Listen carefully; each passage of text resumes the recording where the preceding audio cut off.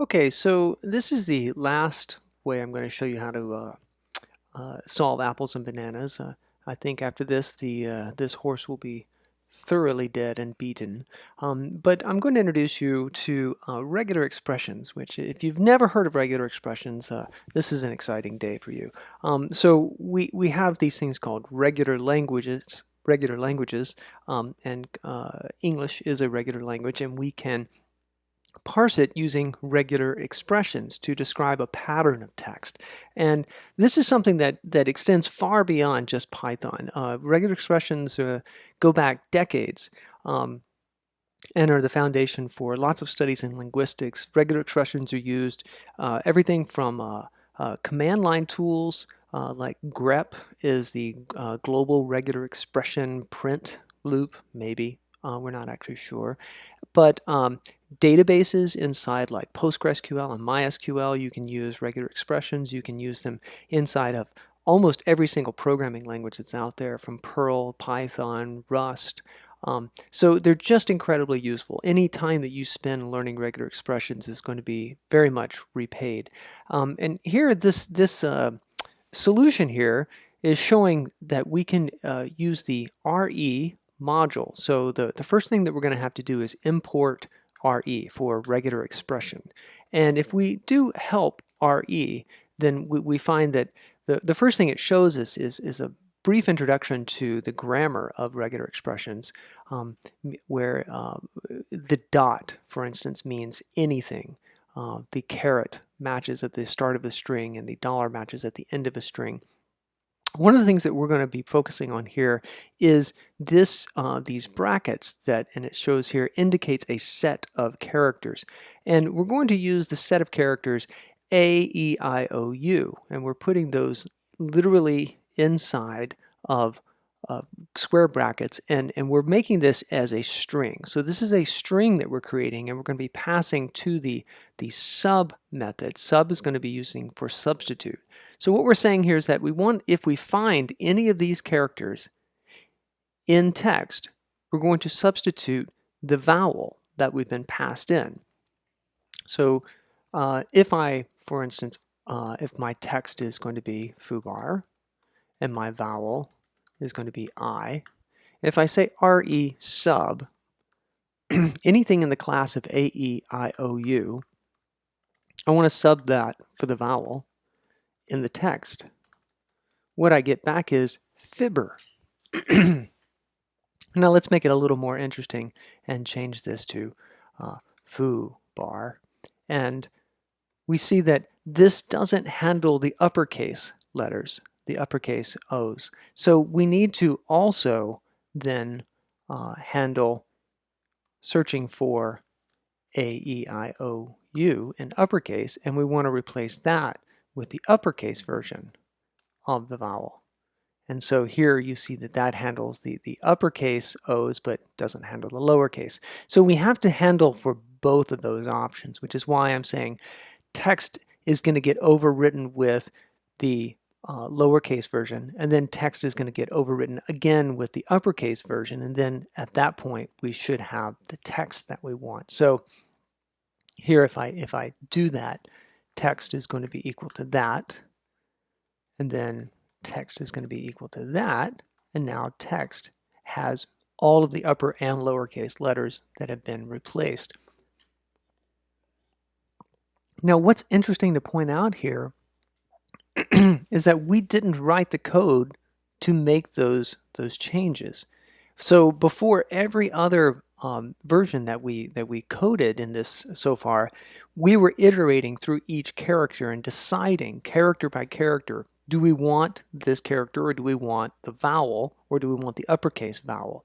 And here what we've done instead is that we've described a pattern of any lowercase vowel, and we said to the regular expression function sub, we said if you find this pattern, replace it with this vowel, with this value here.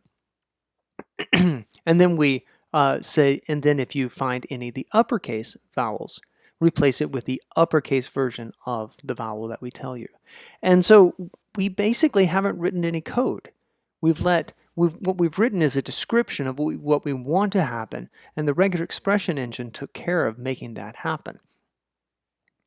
So to look back here, we can also shorten this up, and this is also we saw this kind of in one of the earlier this kind of solution of chaining where we used the replace method, and we chained the replacing of the lowercase vowels to replacing of the uppercase vowels. We can do the exact same thing here, where if we go back and we say text is going to be equal to that, we could say text is going to be equal to replacing the lowercase dot, and then take that re sub, find any of the uppercase a, e, I, o, u, and replace that with vowel dot upper.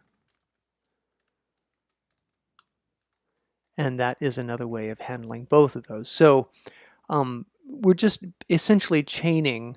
This is handling the uppercase version, which is going to be taking as its argument whatever gets returned from the lowercase version. It doesn't matter if you do this uppercase first or lowercase first. The point is that we're basically just chaining this together so that we can write it in one line of code. If that is too difficult to read, if it seems too clever by half, then by all means stick to doing it on 2 lines of code, if that seems good to you. So this is the way I present it here. I feel like that's pretty easy to read, and if I were to come back to this in a couple months, I would probably rather see this version than this version, but they are both acceptable depending on how you feel about this. So the biggest thing I want to really stress here is that this is a kind of declarative programming rather than imperative, where imperative means that we are telling the computer each single step of the operation to perform. Instead, with a declarative type of programming, we're describing what we want to happen, and something else makes that happen for us. So let's take these ideas and now actually put them into our program. And here I'm going to say there's the uppercase version, and then I'm sorry, the lowercase version, and here's the uppercase version. And I'll start off with this. So the text is going to be equal to taking arg's text, replacing any of the lowercase vowels with the new vowel that we've been given, and then we're going to overwrite that again using that as the starting point, find any of the uppercase vowels, replacing those with the uppercase vowel, and then we can print text. And that should work just fine. Let's verify. We'll run our test suite. Oh, RE is not defined. Great. So all we need to do is go up here, and I usually like to have these in alphabetical order, but that's just me. So I'll put import RE so that we can use this module. And now let's run our test suite again. And there, it works. The biggest thing I'd like to stress here is that we've gone through 8 different ways to solve apples and bananas, and each time we used the test suite to ensure that whatever version we were writing still passes the test. It does what it's supposed to do.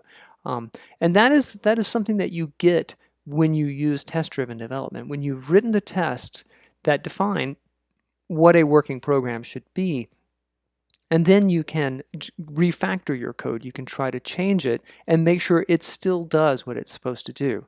So that is everything that I wanted to cover with apples and bananas, and we will go on to the next program.